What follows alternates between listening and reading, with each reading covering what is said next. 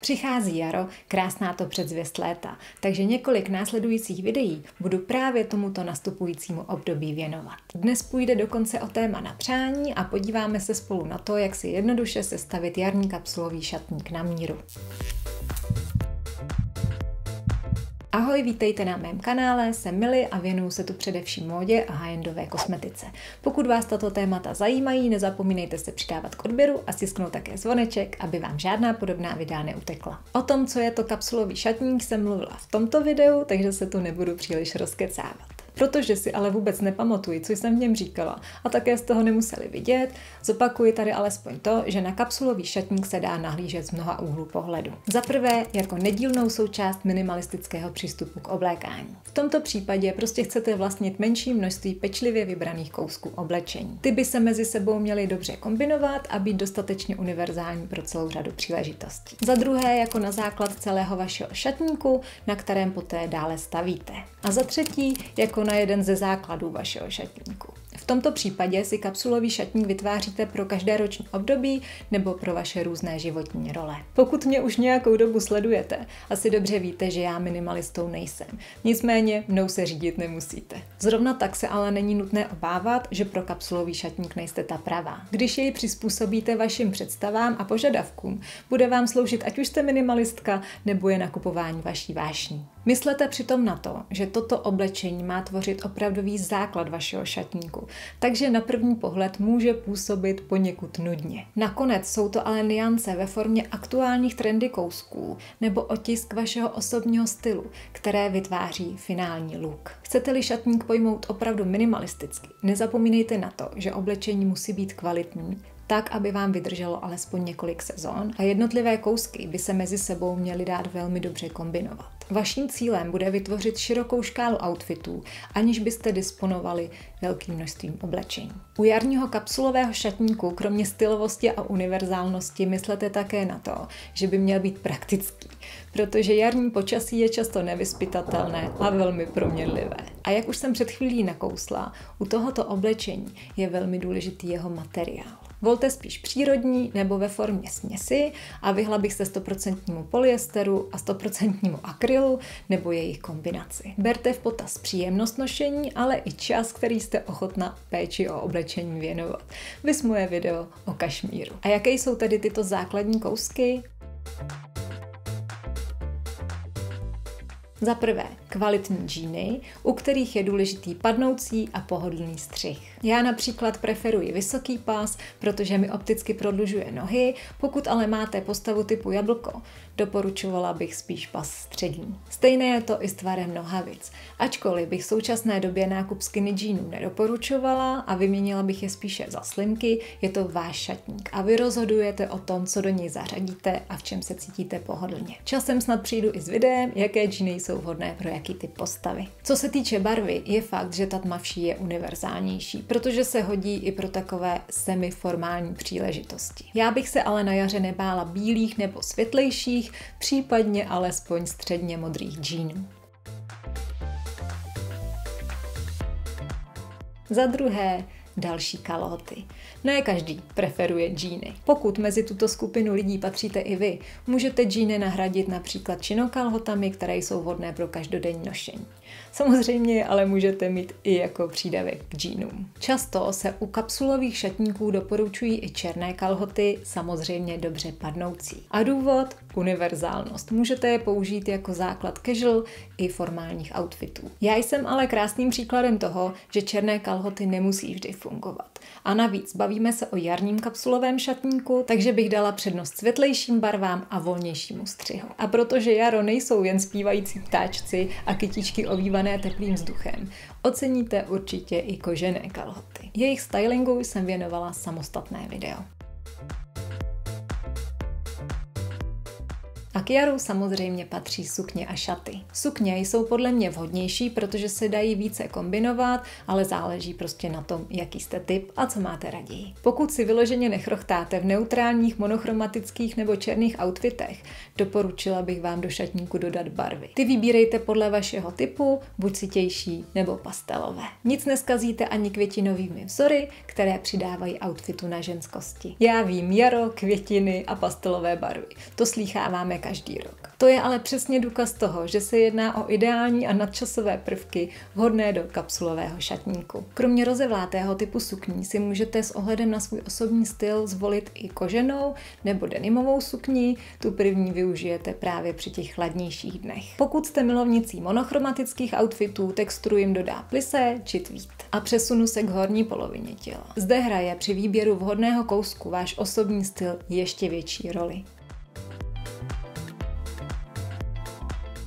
Za mě se ve skříni nikdy nestratí jednoduché, jednobarevné bavlněné tričko. Můžete volit mezi krátkým nebo dlouhým rukávem, tam už záleží pouze na tom, jaký jste zmrzlíci. Barvu volte neutrální, já mám nejraději bílou, univerzální je ale také šedá, navy nebo černá. Pokud je vám tento kousek blízký, pořiďte si jej několikrát. Jestliže ale raději nosíte elegantnější oblečení, postačí vám klidně i jedno. Ještě bych ráda dodala, že není tričko jako tričko.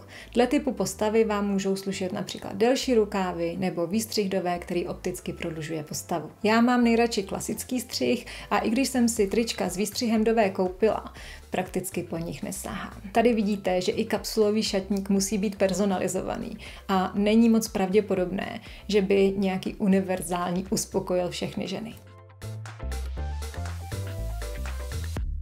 Elegantněji pak působí lehká bavlněná nebo hedvábná košile. Opět třeba v pastelových barvách nebo s jemným vzorem pro svěží jarní vzhled. Vzor je fajn i ve chvíli, kdy se v celobarevné košili jednoduše necítíte. Pokud je pro vás například celočervená košile příliš výrazná, můžete si pořídit tu s červenými proužky nebo s červenými drobnými kvítky.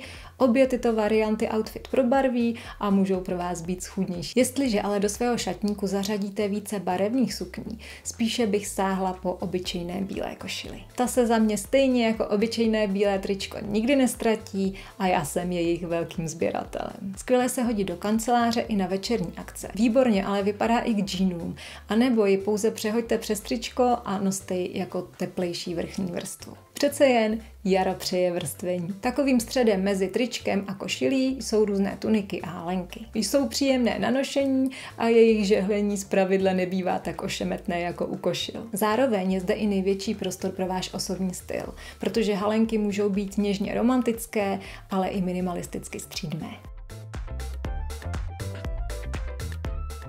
Teplejší vrstva pak záleží na zbytku vašeho šatníku. I když podle mě i mikina například z košilí může vypadat vkusně a stylově. Ať už si vyberete jakoukoliv variantu, platí zde to samé, co u trička. Vhodné jsou neutrální barvy, které se hodí ke všemu. Výběr bych primárně podřídila tomu, jak vypadají ostatní vámi zvolené kousky, protože kapsule by měla tvořit koherentní celek. Kromě toho, že vás mikina či svetr zahřejí v chladnějších dnech, můžete je využít i jako určitou formu doplňku a přehodit si je přes ramena. Záleží pak pouze na vás, zda preferujete klasický svetr či kardigan, anebo mikinu se zipem či na knoflíky. Jakkoliv se mohou kardigany na první pohled zdát univerzálnější, dosáhnete s nimi zase trochu jiného efektu, který se úplně každému nemusí líbit. V našich končinách si samozřejmě jen se svetrem nevystačíme, takže je potřeba do jarního kapsulového šatníku dodat i další svrchníky. Sem může patřit například lehká bunda nebo lehký kabátek ve stylu Chanelu, který jsem ukazovala v minulém Zara haulu. Bunda může být kožená nebo džínová a i střih záleží pouze na vás. Někdo má radši šaket, někdo bomber a někdo třeba parku. Všechny tyto typy se hodí téměř ke všemu, stejně jako elegantní sako nebo kabátek. U bundy i saka bych volila spíše volnější střih, protože ty obtažené v současné době působí dost zastarale. Ale ani oversize střih nemusí být zrovna po chuti každému, takže je podle mě ideální taková zlatá střední cesta, která nejdéle odolá působení času. Ještě nesmím zapomenout na slabou prošívanou bundu ve stylu Ralpha Laurena, která je podle mě také velmi dobrou nadčasovou volbou. Naprostou klasikou je pak trenchcoat nebo lehký delší kabát. O obou, především pak o trenchcoatu, se mluví jako o nepostradatelných kouscích. Pro vás to ale platit nemusí. Já jsem si třeba trenchcoat kupovala právě z toho důvodu, že by měl být základem šatníku, ale upřímně jsem po něm skoro vůbec nesahala. V loňském roce jsem se ale zařekla, že ho prostě musím vynosit a začala jsem ho kombinovat klidně i s teplákovou soupravou. A musím říct, že jeho univerzálnost je opravdu fantastická. Ačkoliv je trenchcoatů celá řada, zpravidla se doporučuje zakoupit ten delší a v béžové barvě. Je ale fakt, že to přispívá k určité stylové homogenitě. Zvažte proto, jak moc vám vadí mít stejný nebo podobný outfit jako vaše sousedka. Pro proměnlivé české počasí je praktické mít v šatníku nepromokavou bundu s kapucou či bez ní. Není to nezbytný kousek, ale přesto bych jej tady ráda zmínila a z logiky věci bych si pořídila delší a právě s kapucou. Do kapsulového šatníku samozřejmě patří i obuv a další doplňky. Za mě jsou botami číslo 1 pohodlné tenisky a agituji za ty bílé nebo v nějaké neutrální barvě, které se hodí téměř ke všemu. Jestliže máte monochromatický neutrální šatník, stojí ale za zvážení i nějaké barevnější tenisky. Rozhodně ale doporučuji nějaké užší a jemnější, žádné ugly shoes.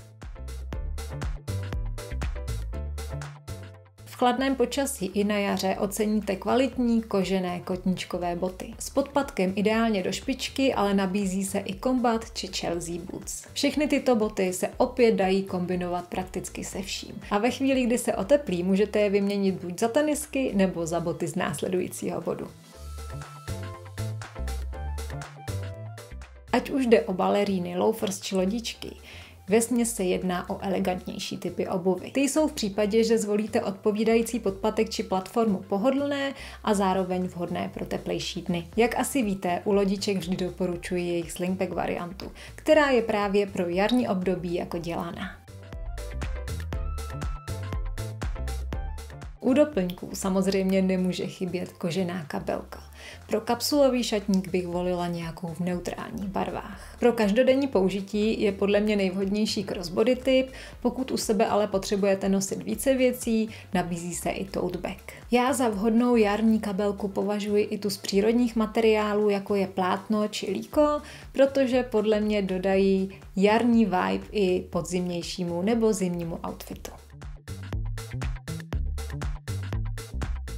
Jak jsem říkala, vrstvení je na jaře v podstatě nezbytnou záležitostí. Šál dokáže dodat kýženou hřejivost, zatímco zajímavý šátek neutrálním outfitům přidá na osobitosti. Vzpomeňte si na trenchcoat. Z tak trochu nudného kousku, který nosí celá řada žen, pomocí šálu či šátku vykouzlíte šmrcovní svrchník, který bude odrážet vaši jedinečnost. Zároveň vás oba tyto doplňky ochrání například před jarním větrem.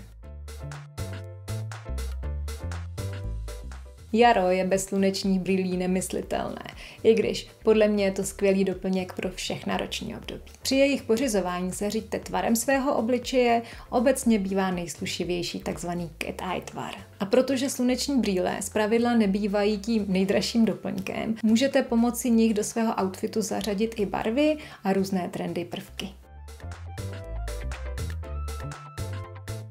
Stejně tomu je i u šperků. Klasické pecky, rozumně velké kruhy, jemný prstínek či řetízek, to jsou opravdu nadčasové záležitosti. Ale v případě střídmých outfitů vám mohou daleko lepší službu udělat takzvané statement pieces, tedy větší, více trendy náušnice či náramky. Umírněný základ ale samozřejmě využijete celoročně a řekla bych, že i celoživotně. To už se pak ale nejedná o specifikum jarního kapsulového šatníku. A to samé mohu opakovat i u pásku. Kožený typ s nekomplikovanou sponou, spíše v hnědé než v černé, se prostě v jarním kapsulovém šatníku nestratí. V současnosti bych řekla, že je asi nejlepší volbou šířka 2,5 cm, ale například já mám ráda i ty ultratenké a i ty širší. Ale zase, různými pásky změníte vizuál jednoduchého saka či kabátu, ale i svetru či košile. Takže je otázkou, zda i v tomto případě občas raději nesáhnout po více trendy kouscích. Ještě mi tu chybí oblečení pro nějaké společenské akce, ale malé černé či pouzdrová nebo áčková sukně jsou podle mě věcí, kterou unosíte celoročně a zase nejsou specifikem jarního kapsulového šatníku a budu se jim věnovat někdy příště. Doufám, že vám toto video pomohlo a také, že se vám líbilo. Pokud ano, podpořte mě určitě lajkem, nezapomínejte se přidávat k odběru a my se uvidíme příště nebo například tady. Ahoj!